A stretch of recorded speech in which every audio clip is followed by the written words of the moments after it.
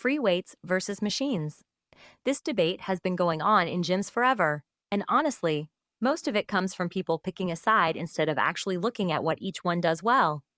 Both build real muscle. Both have a place in a smart program. The question isn't really which one wins, it's which one fits where you are right now. Here's the honest, research-backed breakdown. Quick answer first.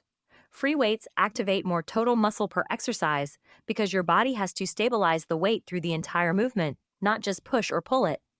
A barbell squat produces meaningfully more muscle activation than the same movement on a Smith machine, for example. But machines aren't inferior for building size. When total training volume and effort are matched, research shows both approaches build comparable muscle over time.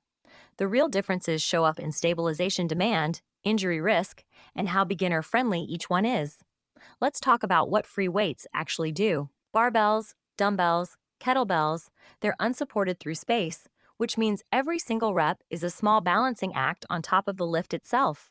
Your stabilizing muscles, the smaller ones around your joints and core, have to fire constantly just to keep the weight moving in a controlled path. That stabilization demand is exactly why free weights tend to activate more total muscle per exercise. A barbell squat doesn't just work your quads and glutes, it lights up your core, your upper back, even your forearms gripping the bar.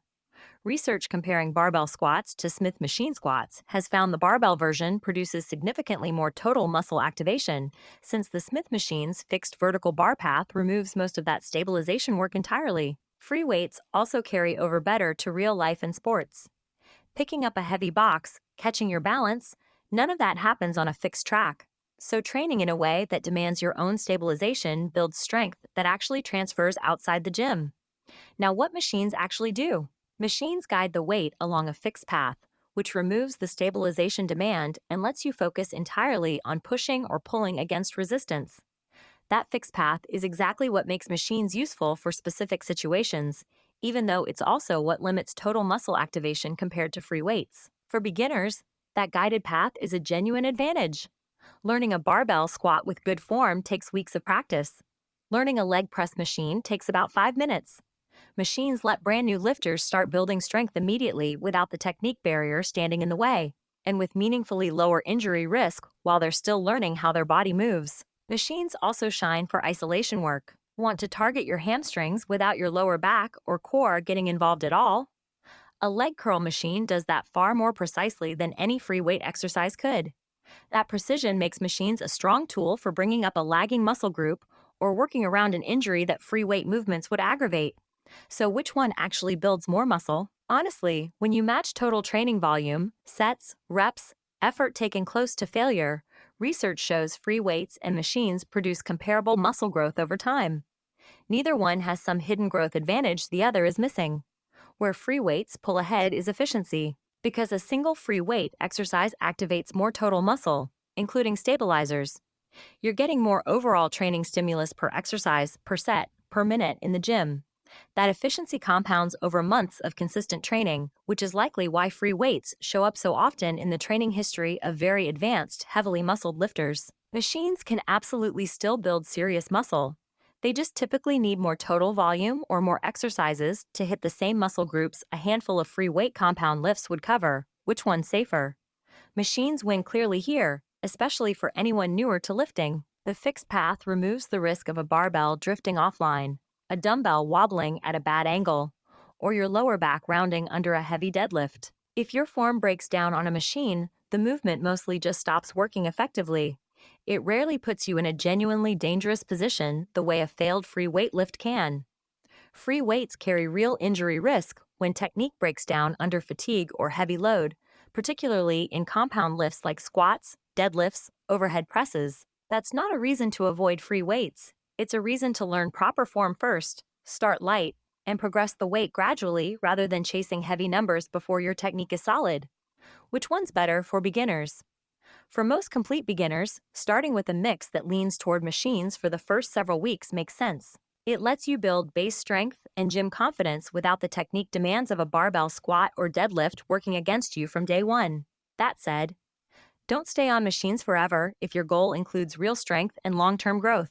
Somewhere around for 2 to 8 weeks in, start layering in basic free weight movements, goblet squats, dumbbell rows, dumbbell presses, with careful attention to form. The goal is to graduate into free weights once you have the movement patterns down, not to avoid them indefinitely. Which one's better for advanced lifters? More experienced lifters generally benefit most from a free weight dominant program, since the greater muscle activation and functional carryover matter more once basic strength has been built. Most serious strength and physique athletes build their programs around free weight compound lifts, squats, deadlifts, bench press, rows, with machines used as supplementary isolation work. That role for machines doesn't disappear at an advanced level, it actually becomes more useful. Once your big compound lifts are dialed in, machines let you add targeted isolation volume without adding more systemic fatigue, which helps manage overall recovery while still driving growth in lagging areas.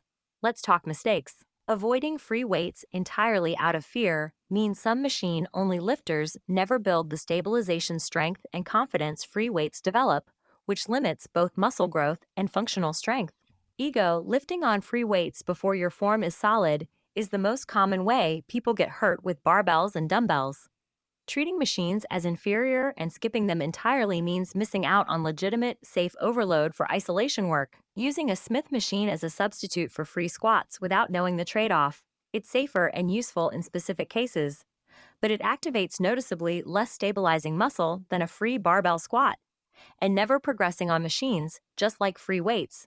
Machines need increasing resistance or reps over time to keep driving growth. Here's how to actually combine both for the best results. The smartest approach for most lifters, at any experience level, is building a program around free weight compound movements and using machines to fill in the gaps. A typical structure uses barbell or dumbbell squats, presses, and rows as the main lifts of a session, then finishes with machine work targeting specific muscles that need extra volume, leg extensions, lot pull-downs, cable flies. This combination gets you the efficiency and functional carryover of free weights along with the precise, lower fatigue isolation machines are good at. So, bottom line, if you're brand new to lifting, lean on machines for the first several weeks to build confidence and base strength, then start adding free weight movements as your form improves. If you're already comfortable with basic lifting technique, build your program around free weight compound lifts and use machines as targeted support work, not the other way around. And if you're managing an injury, working around a physical limitation, or you just prefer machines, that's a completely legitimate way to train. Consistent effort on machines beats inconsistent, fear-driven attempts at free weights every single time. If you want the full breakdown with all the research and a complete training structure, the full article is linked right below this video on the Fitness Road blog. Thanks for watching, and I will see you in the next one.